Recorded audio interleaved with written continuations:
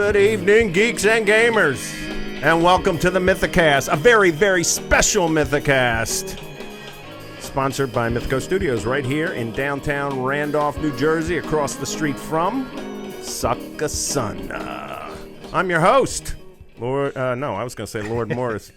I'm your host, Father Time. I'm all screwed up because I changed my intro. Why did you do that, Father Time? Because we have very, very special guests. We do. For MYTHICAST 119. Yeah.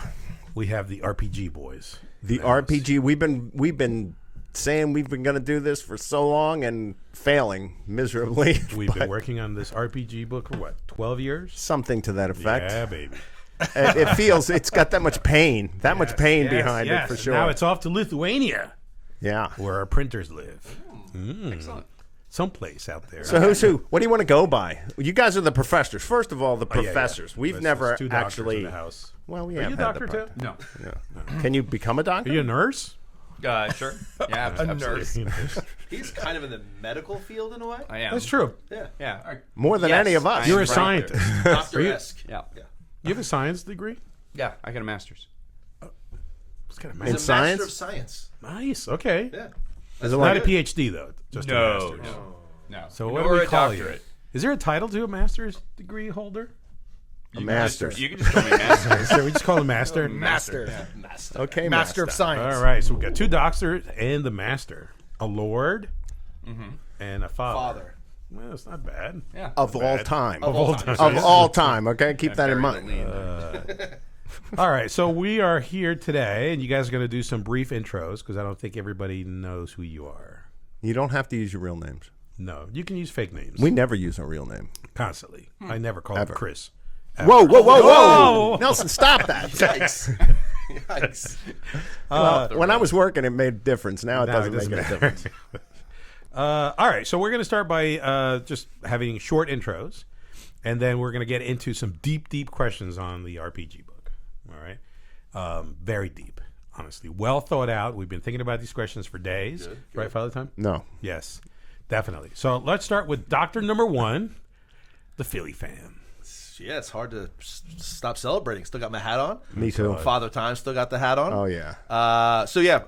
Brutus, I've been, with Mythicos since we started working on the tabletop game many, many moons ago.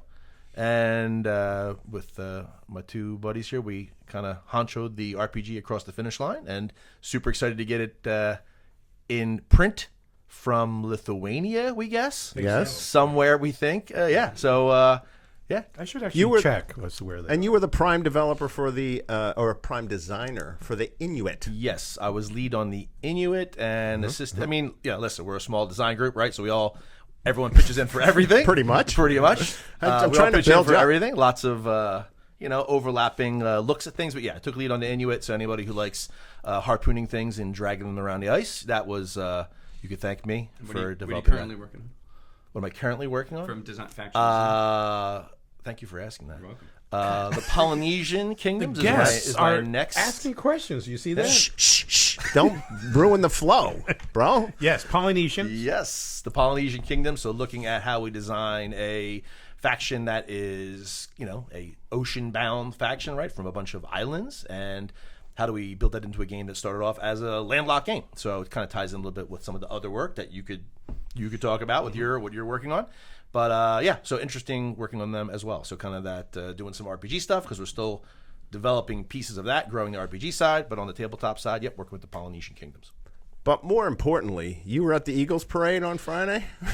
Most importantly, I was celebrating a Super Bowl. Nice. Which, Nice. Yes. What's that like? It's quite nice.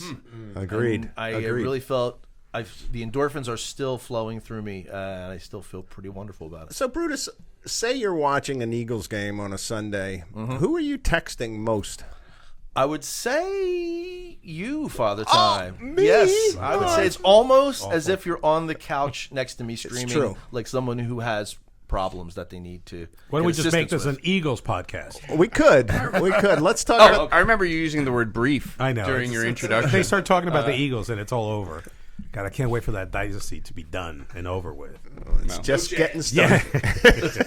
Doesn't seem likely. No, Duck Well, Dynasty. I am Haldivar. Yeah, you guys will call me Mike because no one remembers Haldivar. Or Mikey D. That- We like that Mikey too. D.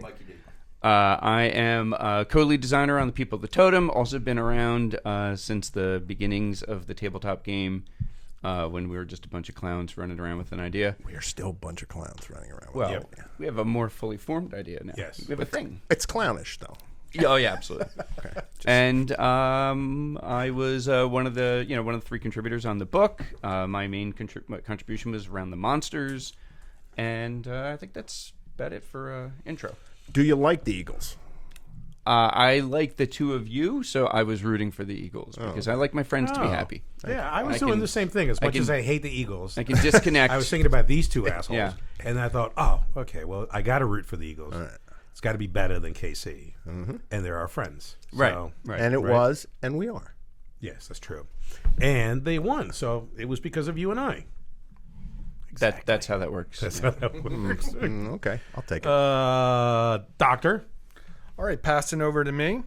My name's Matt, Cerberus on the Discord, and let's see, for the RPG, my primary job was the subclasses and working with Brutus to weave adventure hooks into a lot of the cultural settlements and that sort of thing. But we all sort of helped each other with, code design all the way across.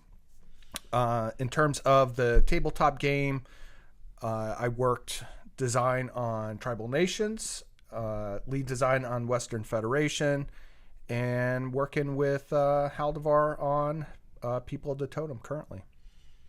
So And I don't really care one way or the other about the Eagles, but I'm happy that I they get won. it. No, I get it. I know football's not your thing. I mean, we can go into You're the a hockey hockey guy, right? conversation. I'm a hockey guy Yeah. more. Super Bowl seemed very exciting for some of you. In fairness, I don't care about the Chiefs either, so it's all good. But go Birds. Well played. Okay, so that's the intro. By the time, do you have any questions to launch us into this first? Okay, so I know that you guys wanted me to get some of the nitty gritty out of the way. So the book is going into print, expected to be in our hot little hands at the end of March. And we are cranking on fulfillment across the board for all the Kickstarter stuff. So I would anticipate in March that we will also be taking orders for just buying the book outside of the Kickstarter. So the Kickstarter's got a lot of moving pieces. There are cards, there are minis, in addition to the book. I am still waiting from quite a few people on getting addresses. I'm going to start personally emailing out because it's not that long of a list, especially some of the higher tier supporters, and make sure they're contacted and keep updating. The thing is, if I update, everyone comes back and puts in their address again. And that I don't need. I just need the people who haven't put their addresses in. So I'm monitoring it. I'm keeping track of it. We're not going to let anybody fall through the cracks. So.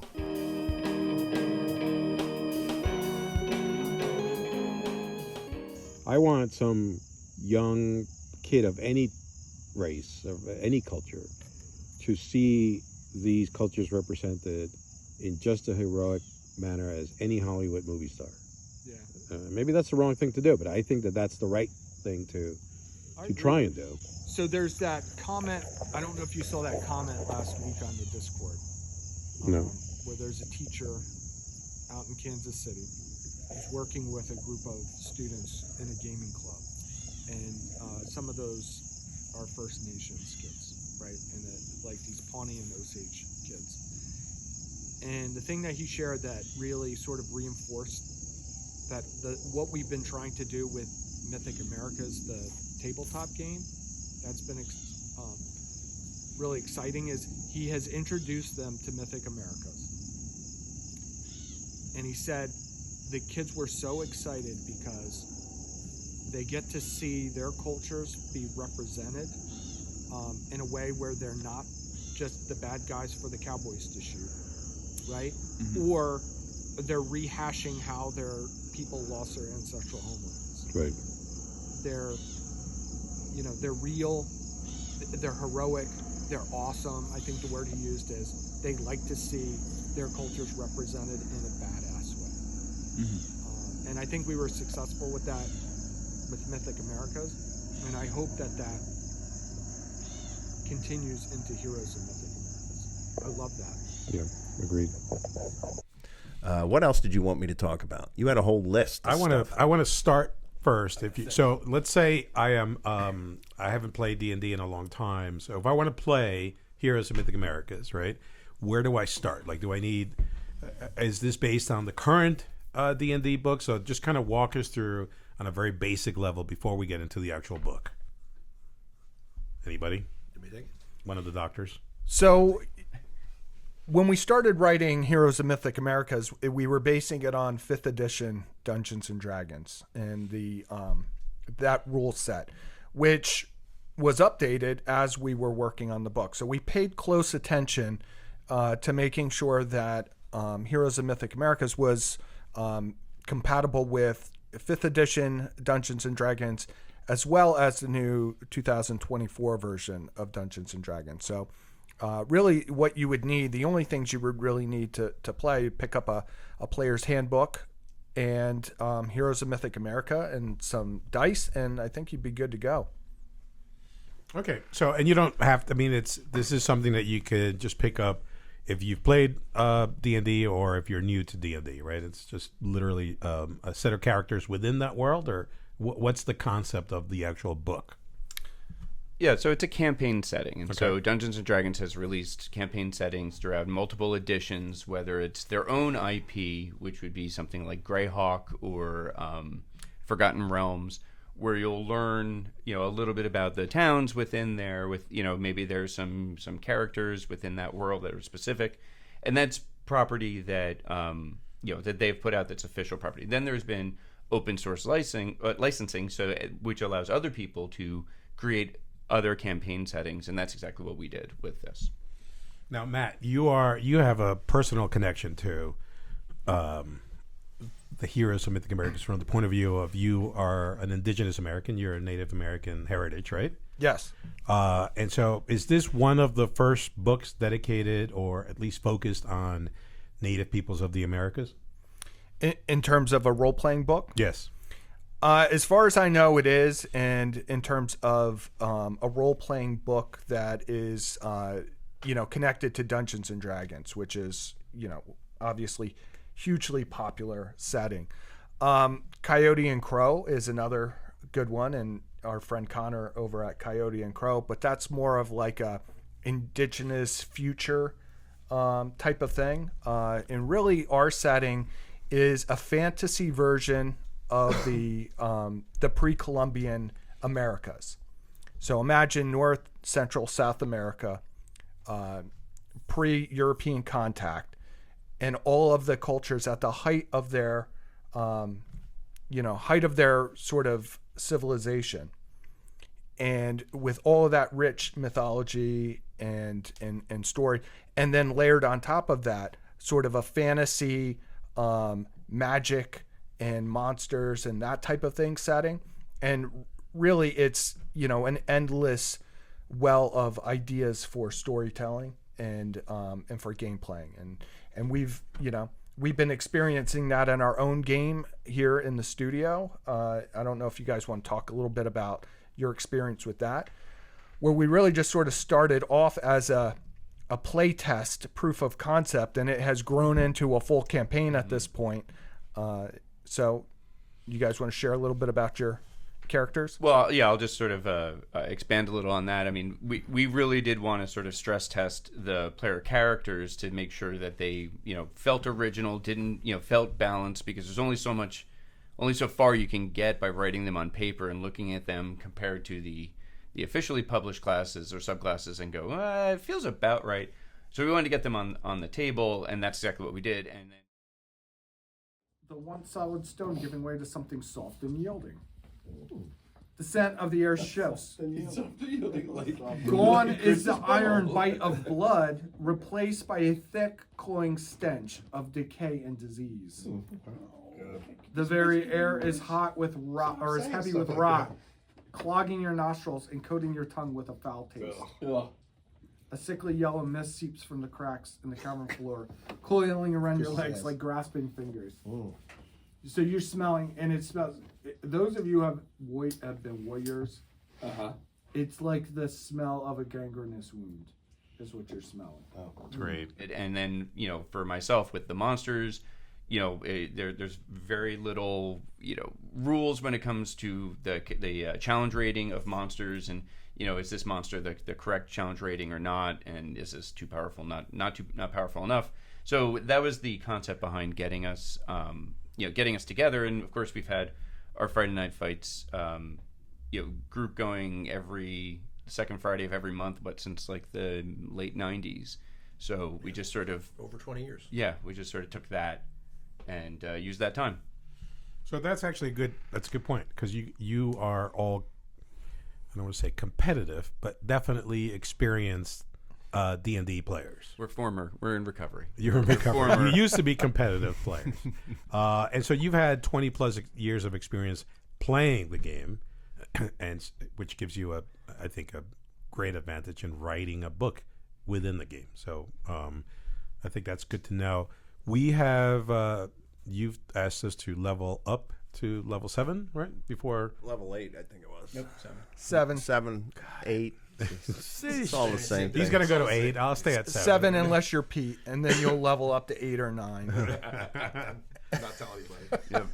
So the book is divided into what? And so who wants to kind of give us a breakdown of the sections of the book, and then maybe each of you can take the section that you participated in or led.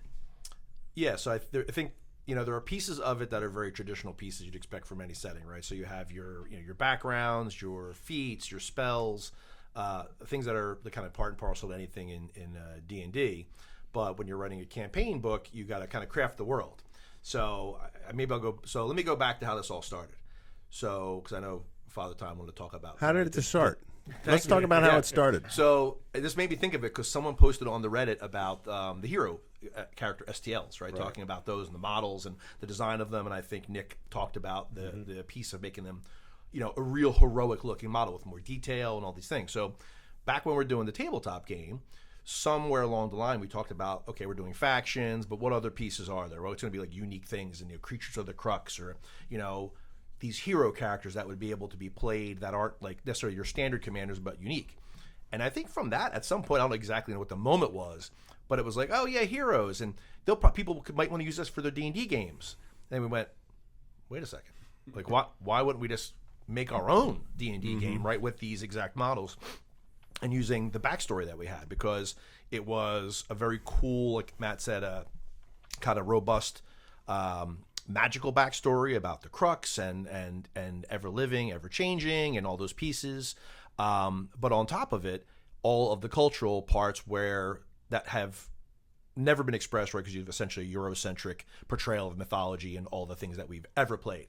But there's been pieces, right? So if you play D&D as long as we have, we've seen you've seen Quetzalcoatl, and you've seen these other things that always were exciting and kind of unknown, and being able to say, well, we got the tabletop stuff, let's just put that into a role-playing world. In all honesty, that made it much easier, because we knew, like, okay, we know the cultures. It's going to be Inuit and Maya and, Western Fed. We knew what we were working with. So you didn't have to think of, well, who are we going to pick? So a lot of that preliminary work was done. So when we first got together, luckily we have, all of us have, regular jobs, and Mikey's pretty good at laying out, project planning. So we said, let's treat it like a regular project. How are we going to lay this thing out, get it done in a timely fashion? And we broke up those pieces. So I'll just talk about the piece that I started off doing, which is like the cities, right? So we wanted to have every culture to have this location, a key location on the map. So you say, well, I want to interact with the Maya, where's that going to be? I want to interact with the Inca, where's that going to be? Some were easy because you could look at history, right, and say like, oh, well, I could go to Cusco, or I could go to Tenochtitlan. I could go to these places that are historically accurate locations. But then you had some tribal factions that were nomadic, right? They didn't really stay in one location. So we had to think about how that would work. And Matt mentioned it, is the thing that we did later on in that writing was realize, like, oh, like to your point, is, can someone just pick up this book and play? and we wanted to make it so that you could say, okay, I know all these cultures and stuff, but what adventure will my guys go on? And so we put, like, there are all kinds of things written in there that will lead you with anybody who's ever played D&D before, say, oh, I could look at this blurb and have an evening's adventure just around this little blurb around this city. So it's really kind of tied into those things. So all of those are weaved together.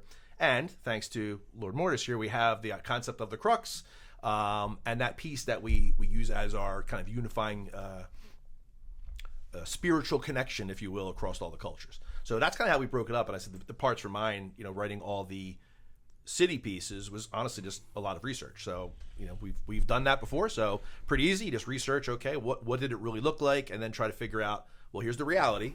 We want it to look cool and have rule of cool applied to it. What would it look like in a fantasy setting, and try to merge those two together. So that was kind of the goal for all those pieces, right? Is get the reality, get the fantasy, and mix it together in a way that's culturally sensitive but also like interesting and exciting and magical. So yeah, so, I just wanted to add like one thing on the sort of how fundamentally important that concept of the crux was. This is something that we've sort of borrowed from Mayan mythology, this concept of this underworld, if I remember correctly. So the crux is the mythology of mythic Earth. Yes. The Maya underworld is the concept that we borrowed from the Maya is this idea of eras, and sort of eras being kind of the chapters in our story.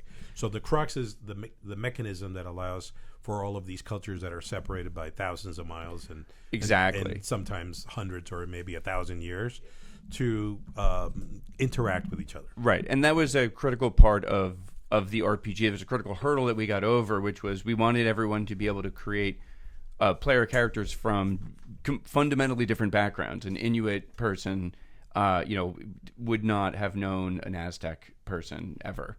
And so how do we get these two people together? How do we get a diverse adventuring party together? And the crux was really the thing that solved that. And so that was one of the many things that really blurred very nicely between the tabletop game and the role-playing game. Yeah, I mean, the crux is the mechanism that you have to create. So if you think about Mythic Americas or Mythic Earth, the concept is you have these cultures separated by years and separated by geography. So how do you bring them together? You have to create a fantasy setting, right, which is Mythic Earth, and then you have to create a way for them to travel around time and space and live physically. And so the crux is what does that. Yeah, I mean, this was a setting that was just begging to be written into a game like this. And so when we were doing our research, Brutus and I were doing our research, we were talking about the crux and fleshing out the crux, and that led us to really starting to think about the cosmology of the setting. And the fact is, these cultures did not have the same pantheons of gods that they revered, or spirits or things like that, but there were a lot of commonalities and themes.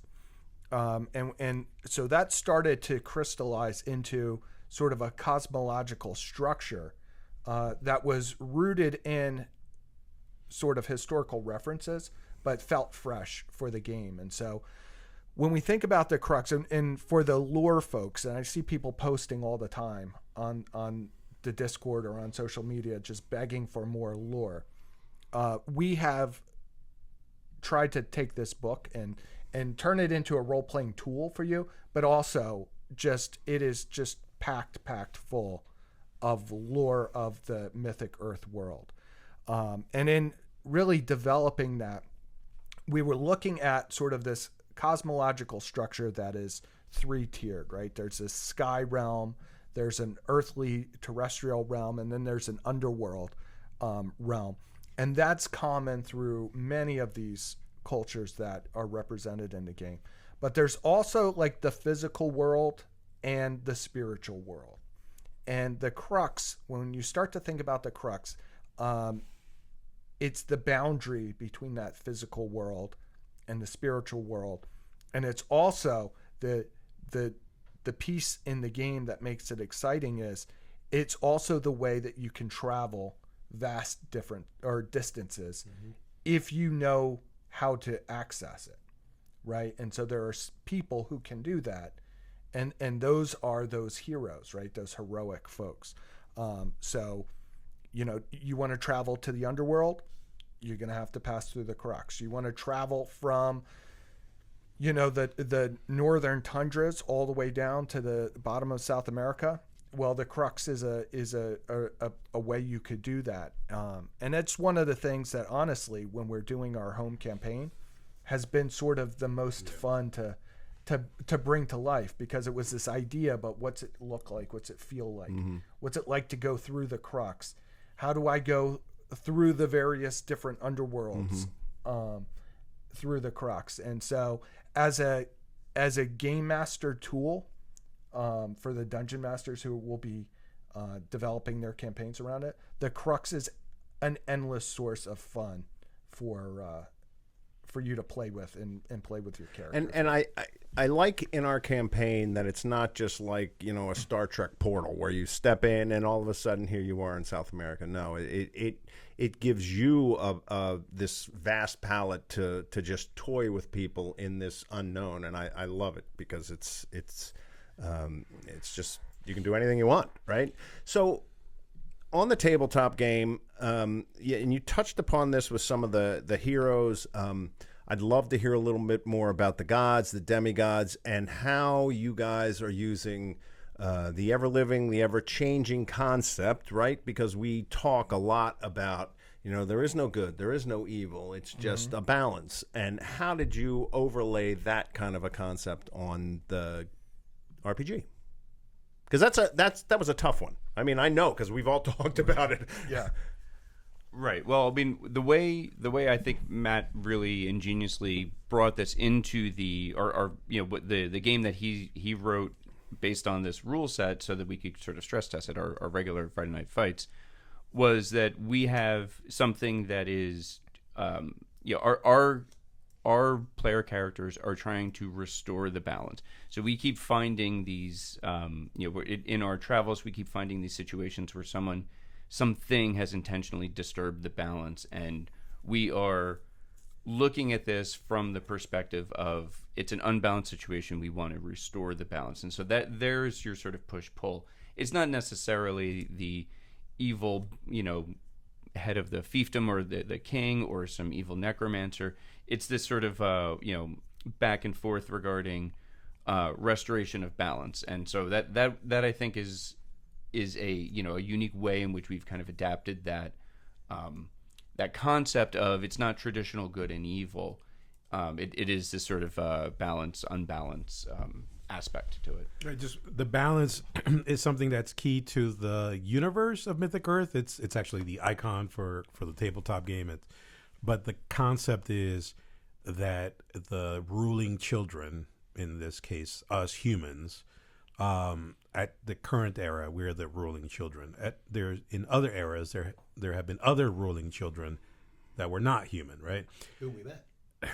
We have met, yeah, which is great, and that's actually one of the things that I wanted to say, because the balance really gives you this interesting way to create a mechanism where there's a reason for everybody to be doing something, but it's not necessarily a good or nefarious reason, right? You're really striving to maintain this balance, and the eternal balance is something that we created within the mythology of Mythic Earth. That there is this one entity, universal entity we call the One, who said, okay, you children on Mother Earth, your job is to kind of keep everything in balance between the forces of destruction, chaos, and that's the ever-changing, and the forces of the living forces, the cognizant, the spiritual and physical living forces, and that's the ever-living, right? So maintain that balance, and all will be well, and you guys will be the ruling children for as long as you can manage to maintain that balance. Well, lo and behold, not a lot of the ruling children have managed to keep that balance forever, and so we're at where we are now is that all of these cultures are trying to maintain that balance, right? And that's kind of the backdrop. But you also have these gods, who are tweaking. They have their own games, and they're described in the book. Yes. Right? So you have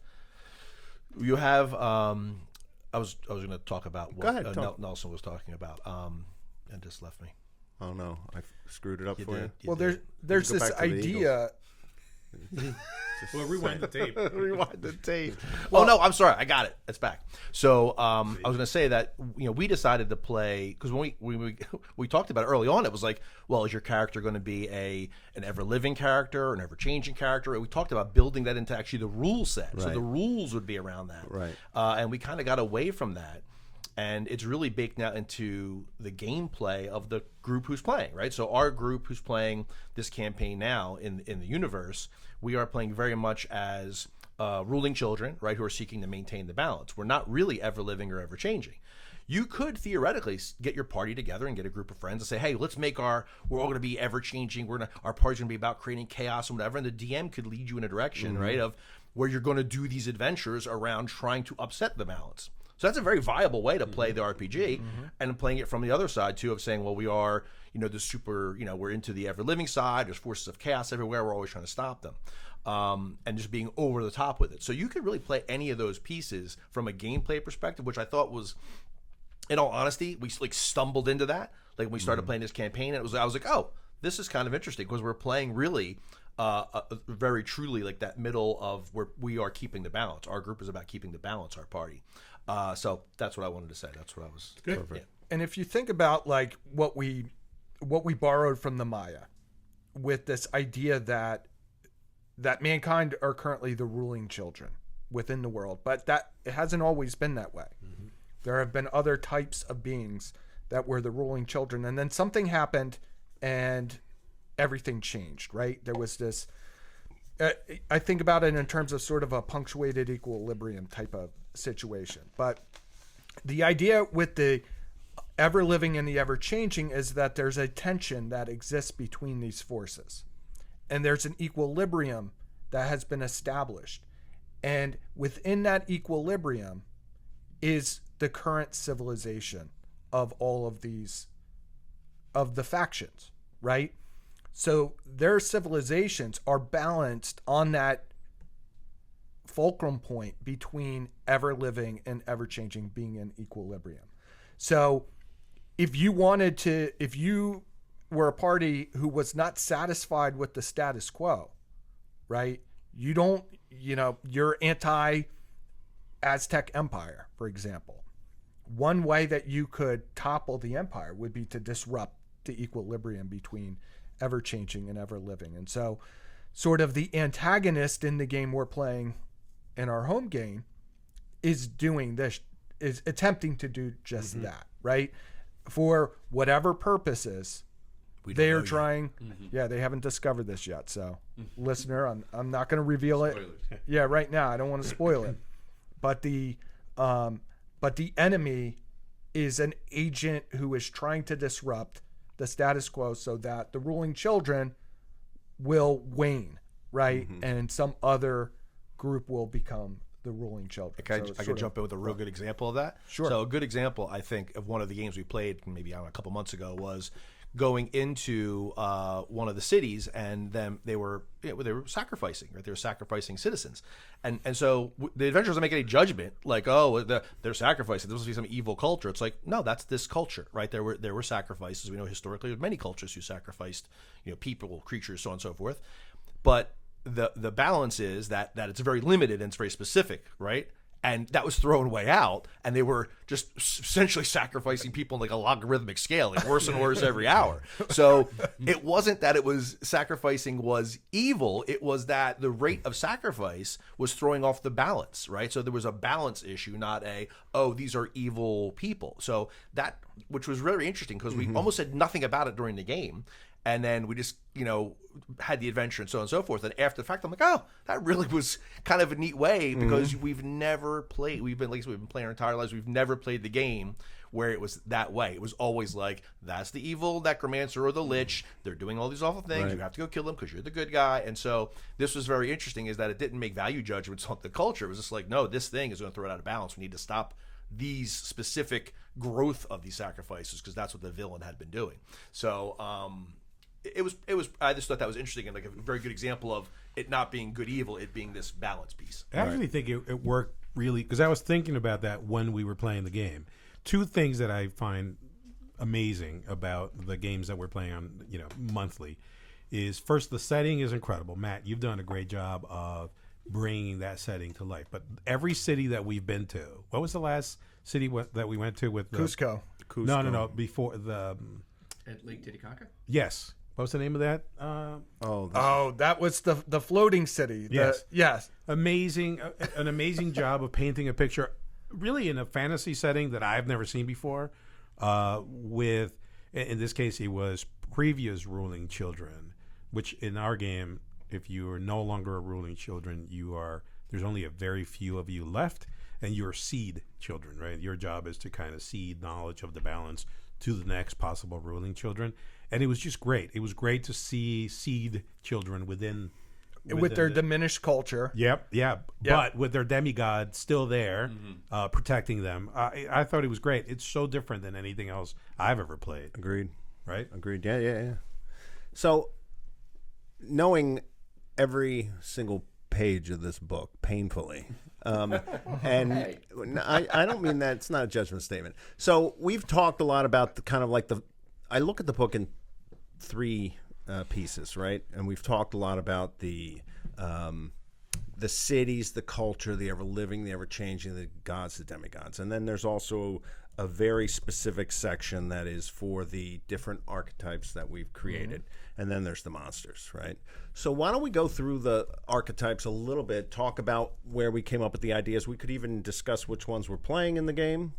I start by discussing somebody else's.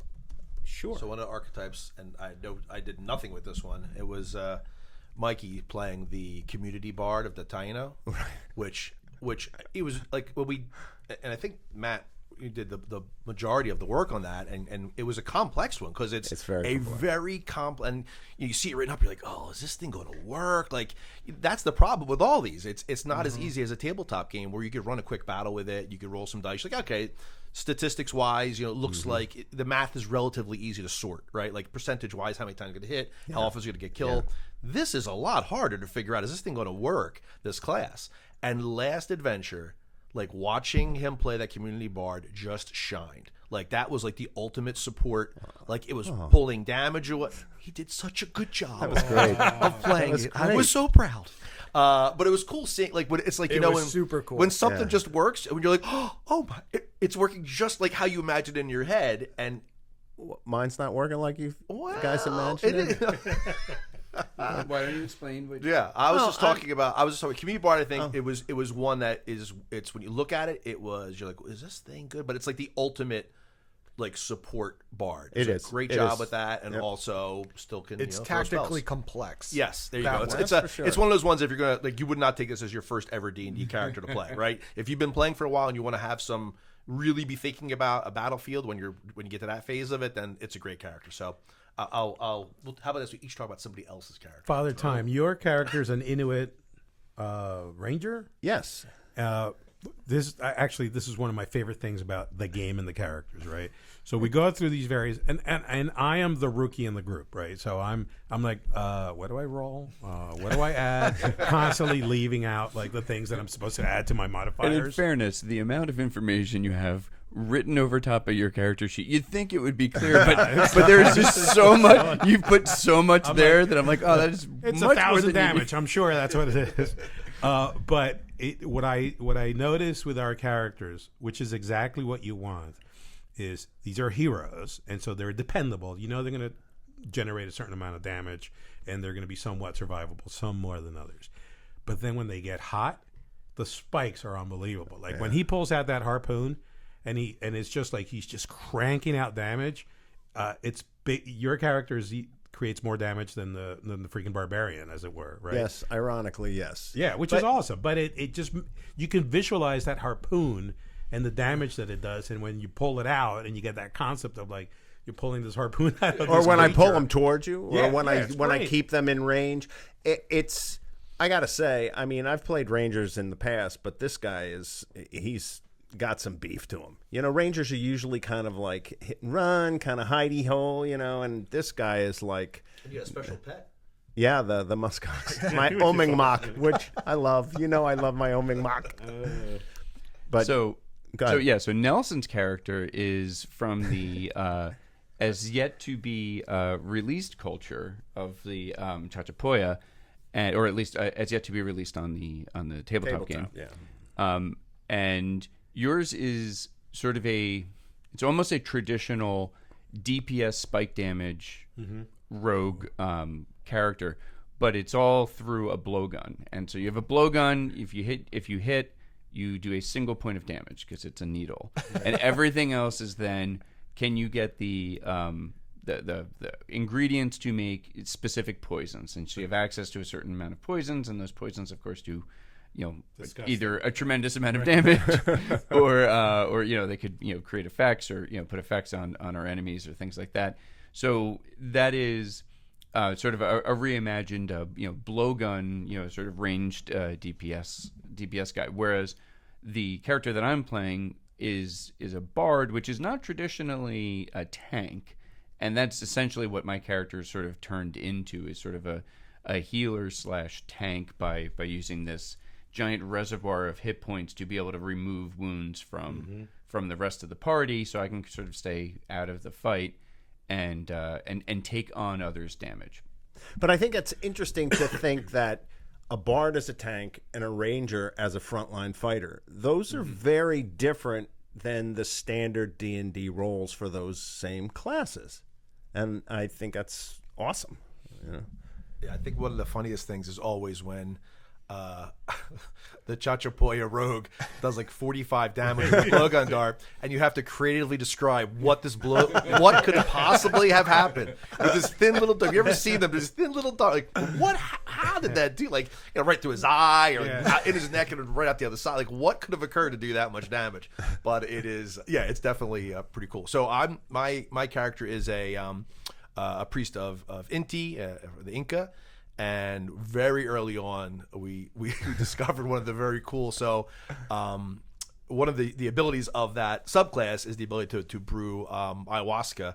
And basically, you cast a divination spell after you brew this. You brew up the concoction. You drink it. You cast a divination, and for that amount of time, not only do you cast a spell, but you get True Sight, which is an incredibly powerful spell for early levels to have access to it. On the negative side, you're also poisoned for that length of time. So if you have True Sight for 3 hours, you're also rolling with this advantage on everything for 3 hours. So I've been cautious with it, but I've hit like very early on, hitting on something that was not meant to be seen, and I'm like, I don't know, this feels like maybe I should do this now. And seeing Cerberus go like, yeah, you see this thing hidden there. You see a red feather come down. So we're like, oh my god! So it was revealed. Yeah, so like picking out the villain, like accidentally doing that. So it's like one of these, like a cool. It's just a little piece, right? It's a little extra thing that can be done. I mean, in a lot of other ways, it's the subclass. Some of them I think are, especially the spellcasting ones, are a little more challenging because they derive such power from the spellcasting piece. All those classes naturally in D&D, that you have to be very careful pulling too many levers, and then next thing you know, you're like, when this character gets access to like 5th level spells, are going to be unstoppable. Like, why even play anything else? So you can't go too crazy. But I think we also wrote a lot of very cool spells. I'm very excited because now that we're 7th level, I can summon my Inti's spirit alpaca. Oh, really? To launch at my enemies and watch it explode, gloriously, spiritually explode upon them. So I can't wait I already have my little 3D printed, alpaca that I can bring to the table. So I'm psyched for Friday night. It's interesting.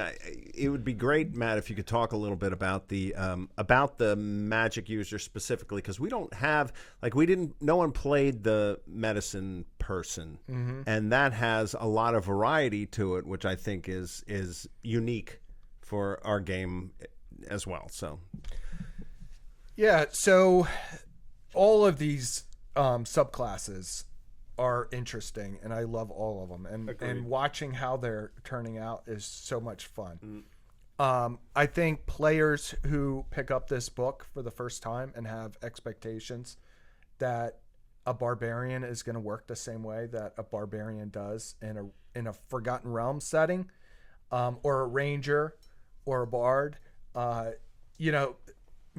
would encourage them to just step back a little bit, because they're not. They're all themed in certain ways, and they are all they're unique to the setting.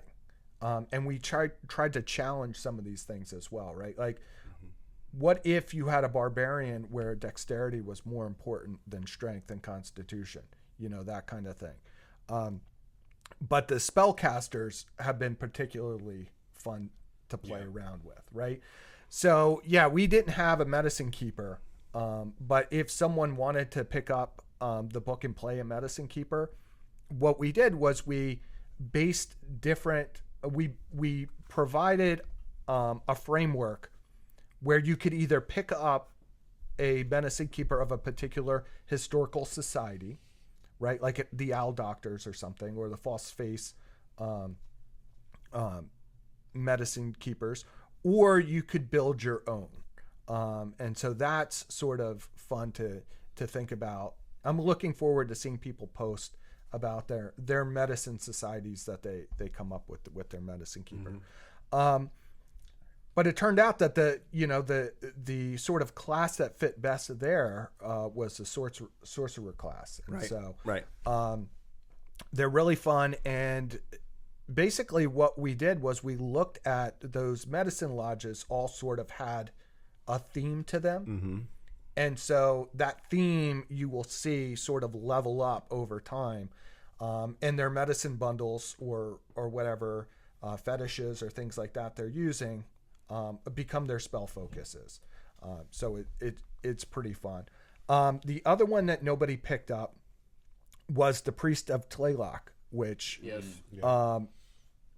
just is like the ultimate necromancer and seems like hugely fun. We actually don't have anybody in the party who's playing an Aztec. Yeah, well, we blame the Such for that. Right, because he was supposed to be playing Aztecs, right? But we Just blame the Such for a lot of claim, things. Yeah. I mean, this one we rightly claim. I mean, I remember when I first started coming on the podcast, we would blame Evil Joe for everything. I feel like we need to bring back that segment. So I think we should be, firmly push this on Such, as, he committed early and hard to the Aztecs. And then never showed up. Where are you? So I think Evil Joe told him not to show up. That's why. So it's, so well tied. It's also a lot of fun to even like the approach to naming. Like you have to come up with a name for your character, and you can't call an indigenous person like Bob. Like you have to come up with a name. So when I was looking up Taino names, I found Aguebana, which was a real cacique in Taino lore, and basically when the Spanish conquistadors came, there was a rebellion, and he drowned and chopped the head off one of the conquistadors, and I was like, that is a fantastic. We really need to honor that the one putting up resistance. But my other favorite name is Pete's name, mostly because Pete's druid's name, mostly because one of our other players cannot pronounce it for his life. It's a Coquejuana. I believe how it's encouraged to be pronounced, but John cannot get his mouth around that one. What is John's character? Oh, it's a Kit Fox. He's a Kit Fox infiltrator. He's also another rogue, right? ranged. Yeah, he's good. He's ranged DPS. So we have all of these characters. We have these settings, which honestly both are amazing.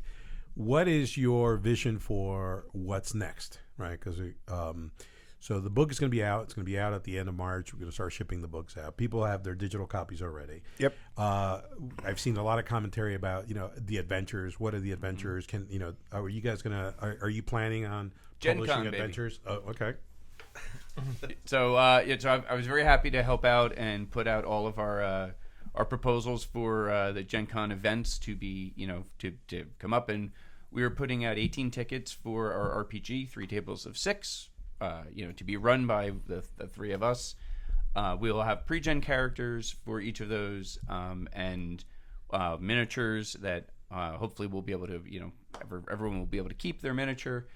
And Matt, why don't you tell us how where we're getting the plot or the story? So we're gonna pull the plot right out of some of the most favorite parts of our home game, and put together a 4-hour introductory mod, which is going to drop the players right into the story and this threat to the balance, and they're going to have to hit the ground running in pursuit of our villain, our favorite villain, Seven McCall, and we'll see how that goes. But our idea is that we will run a game like this at Gen Con. We aspire to run another game at PAX, and then release these adventure mods to folks after we've had the chance to run them. Levels? So I think we were kicking around 6th level for the Gen Con mod with the pre-gens. So sort of a tier 2 type of level. We're thinking about putting together a tier 1 intro to help folks get into the world. That will probably be the one that we run at PAX, just because there tends to be more sort of people just playing D&D for the first time at PAX, and Gen Con is more, hardcore experienced gamers. So that means by the end of the year, we'll have a tier 1 and a tier 2 adventure. We'll see how folks like that, and if there's enough demand, we have plenty of ideas to keep running with adventure mods. So we have more ideas than we have time to write up ideas at the moment. So there's no lack of ideas if the interest is there. So I think it's gonna be interesting to see how many folks we once the book is out and people get a taste of it. I mean, like we said at the beginning, we've been playing this game for a long, since it was the original first edition boxes, the red box, the blue box, all those that came out, and we just have a lot of thoughts in our head where to go with this. So do you see? So the tabletop and the RPG right now are very parallel. Do you see them diverging, or do you see them staying that way? For example, we have People of the Totem coming out. We've got Polynesian Kingdom in the design phase. Do we see that being kind of like carried into the RPG setting? Yeah. I mean, so my thought, we haven't had a lot of conversation. I know, about this this. is all just... No, my thought is, in all honesty, what I would... once again, if we see that we have folks showing interest, right, and the RPG does well, and folks are, want adventures, and we're seeing that they're people are interested, I would think there would be a parallel release of a tabletop faction and an adventure featuring that tabletop faction. So if you bring Polynesian Kingdoms into tabletop, that you then have also an adventure drop for the RPG that outlines all of the... Exactly. That gives you... we'll give you a little piece of okay, you already know about the other cultures, what are their... where do I go if I want to interact with, the Aztecs? Right. Okay, you go here. Right. You have the book for that. So as you introduce a new one, I would say, okay, well, if you want to interact with the Polynesian Kingdoms, are we going to Tonga? Are we now... what does that look like if I go there? What flesh it out? Gotcha. Maybe a couple new creature, a new spell, and then an adventure that would go with it. That would be, I think, the ideal. That would be, for obviously for next year. I think for 2025, our thought is these two adventures would be our core piece this year, adding to the RPG after its release in March. 2 adventures for the rest of the year, and if it gets people are interested and popular, I think that's how I would see it personally. Yeah. I think that's what I would say to the listeners. We're a small design studio, and that's the reality. This takes an enormous amount of focus to put out something like Heroes of Mythic America or these adventure modules. So, we listen to you all, and if you come back and say we want more of this, then the bosses over here hear that, and then and then that's what we work on, because a lot of what we're working on right now is directly coming from input from fans. Yep. Agreed. All right. Well, is there anything else that you want? Well, we didn't talk about monsters. We can just touch upon it very quickly. Yeah, mostly we should. Because I think there are giant eagles that are in the monsters. Boy. And Eagles fly? Is that what you're saying? that's kind of what I'm thinking. And do they riot and burn cars? And They take, do. They could. Depends on how you Just go. check. Yes. Yeah. Well, I think that was one of the interesting ways to explore the cultures was really through their mythology. So right from the tabletop game, the easiest thing was to translate every single monster that we had, every single creature, behemoth, that we had on the tabletop, instantly, pretty much without exception, got brought into the RPG game. And then it was really, how much more are we going to flesh out? Because that's 3, sometimes 4. That's about it. That's not a very deep roster of, with our 6 factions, 24 monsters. I think we were around 50, 46, somewhere around there. Now? Yeah, in the book. Yeah. So then it was, the approach was sort of like, I kind of had like a bit of a project manager hat on of, well, we want to have a good range of different challenge ratings, and so then, but then we want to make sure that they're balanced, so we don't have 2 from one culture and 16 from another culture. So that was kind of the structure that I put in place, and then it was just deep diving into each of the cultures, and that was a lot of back and forth between Brian and Matt and myself of like, hey, we found this really interesting thing where I was on like academia.edu. We found this great paper about the Chachapoya.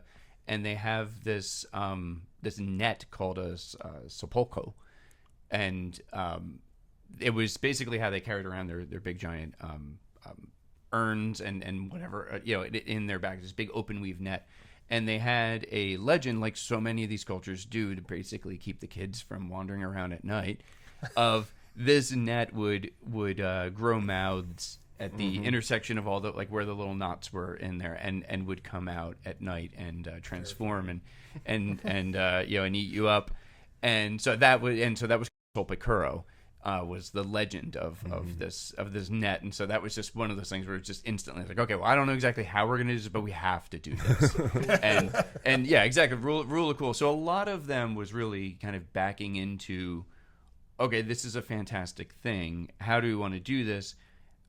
What culture does this land in? What challenge rating does this land in? What are the cool special abilities? Because I definitely needed help with editing. I was just shoving every possible cool ability on top of this, and then trying to figure out the challenge rating from there. And that was, a lot of help with my editors there to kind of, scale back, like, what do we want to do with this? So that was basically the mechanism by, kind of how I approached it. And also, one thing that I wanted to just clarify is that, so we have every monster that we have on the tabletop today in the book. So there are miniatures for every monster in the game to play in the RPG setting, and then we have a whole slew of new monsters on top of that. And one of the things, Matt, that you and I have been working towards is saying, okay, how can we get those new monsters onto the tabletop, so you've got miniatures for them, and that is part of where the Creatures of the Crux ideas comes from, is to just say, all right, we need to be able to pull in these, like an Amaru, right, which is a perfect example, or the Mishe Peshu, is that how you say it? Mishe Peshu, yeah. All these cool monsters, everybody loves monsters, and so you want models for the RPG, and hopefully you get them on the tabletop within the structure of that game. So what were you going to say? I'm sorry.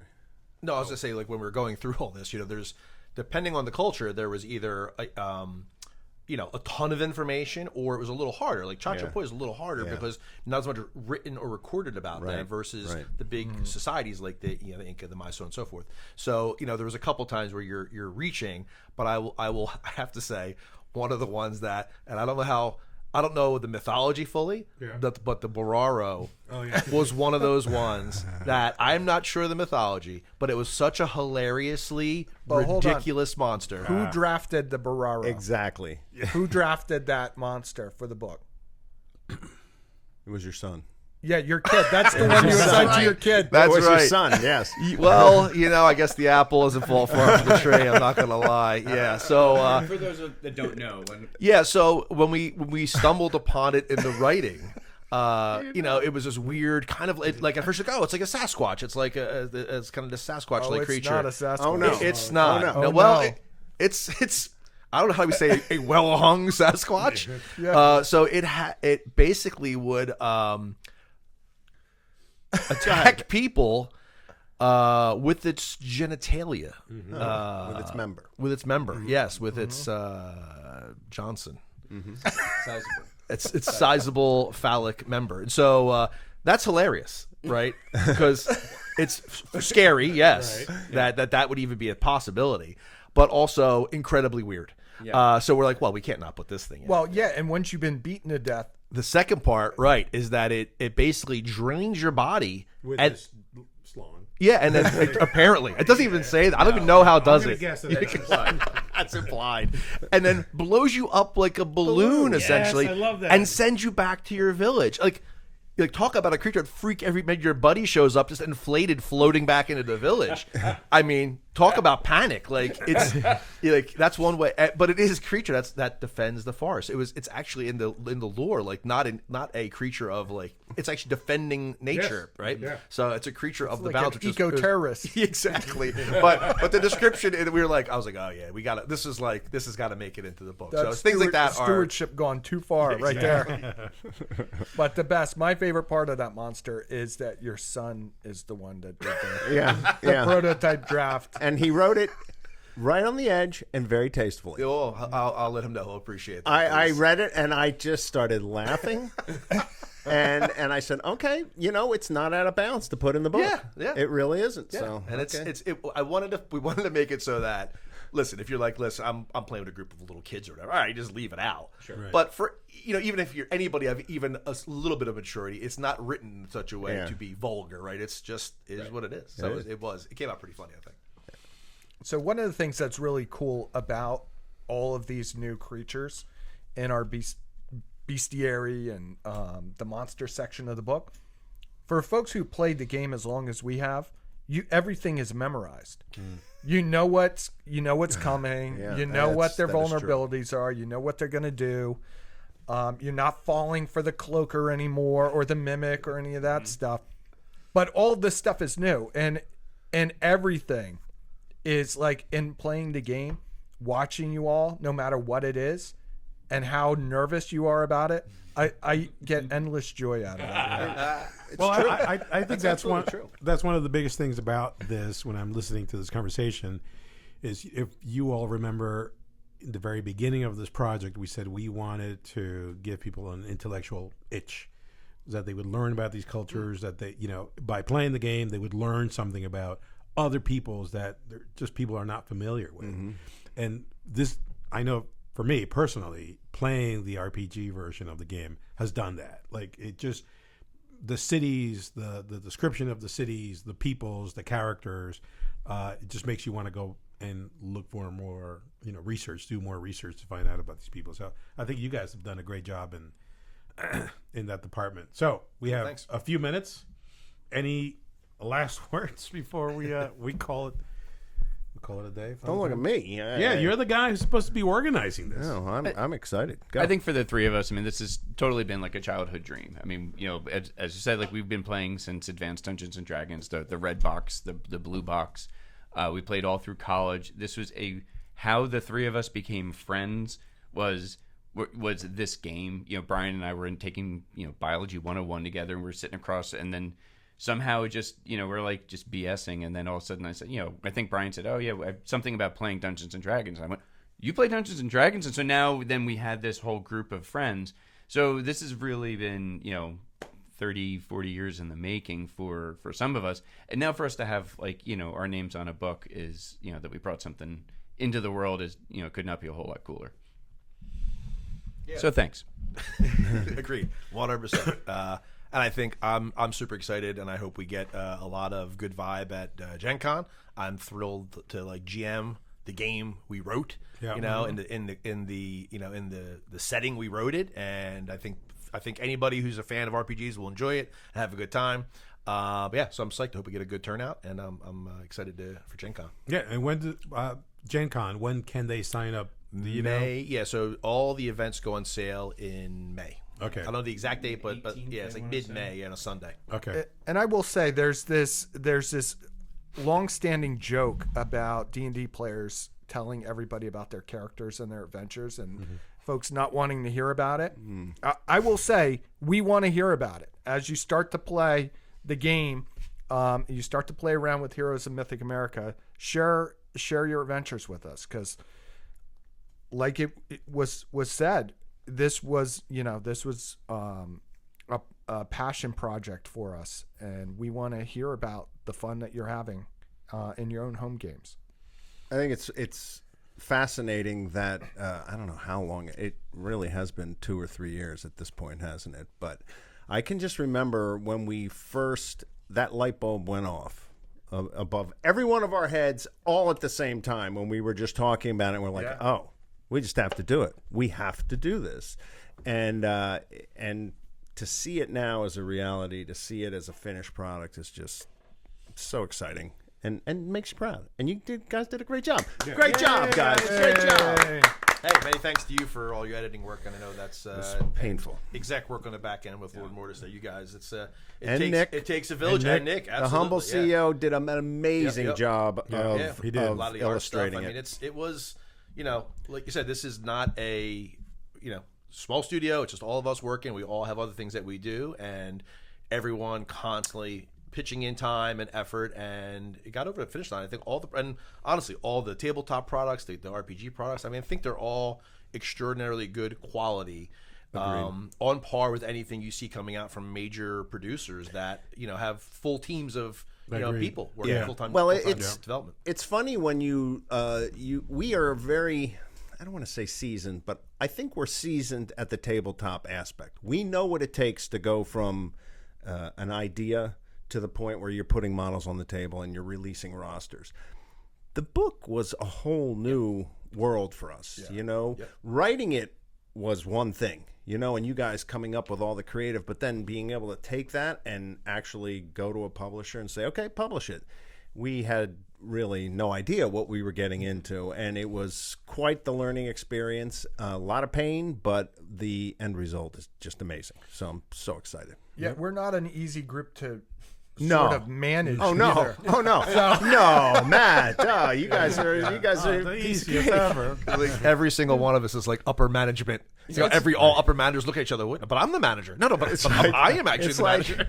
It's like asking one change and getting slammed back and forth. No, I'm like, oh, Are you saying we're not receptive to criticism? We're a bunch of upper managers that all have ADD. That's true. And stubborn. All right. Well, thank you guys. Thank God we're friends. This is the conversation that you could have multiple conversations and literally just make a podcast based on the RPG book. I mean, that's the reality, because there's so much stuff we didn't even discuss in this conversation. But I think this gives everybody a sense of where Heroes of Mythic Americas is, and at least preps them for getting into the game, right? Yeah, for sure. All right, so that was episode 119, boys. Thank you for coming in. Thanks for having us. And we'll catch you guys soon, I hope. All right. Way deep. But from like somebody with a math degree, you look at that, you're like, props, dude. Well, there's two ways of looking at it. You can look at it from the math degree, or you can look at it for someone who's looking at games to have fun.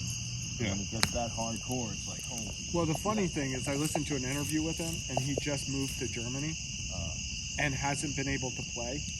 And this is what a data scientist does when you don't let him play his game.